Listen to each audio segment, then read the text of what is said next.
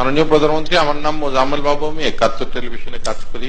নেত্রী, আমরা সবাই এই জেনারেশনের আপনার দেয়া মিডিয়ার মাধ্যমেই সাংবাদিকতায় কাজ করছি। আমরা সবসময় হয়তো সবসময় সব তথ্য তুলে দিতে পারি না, কিন্তু অনেক সময় পারি।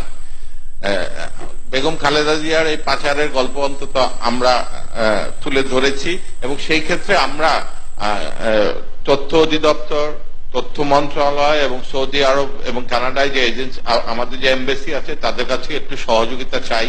আমাদের পক্ষে সব তথ্য সবসময় পাওয়া সম্ভব না। এত বড় অপরাধের আসলে বিচার হওয়া প্রয়োজন, পৃথিবীর সব দেশেই হচ্ছে। আজকে নেত্রী প্যারাডাইস পেপারস 2-তেও তাদের কোকো তারেক সম্পর্কে খবর এসছে, আমরা প্রচার করছি।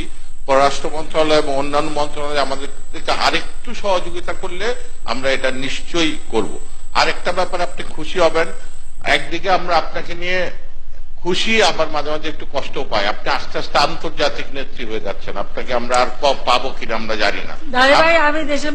আপনি বিশ্ব মাদার অফ হিউম্যানিটিতে পরিণত হয়েছেন, এবং বিশ্ব প্রেস আপনাকে আমাদের কাছ থেকে নিয়ে নিচ্ছে।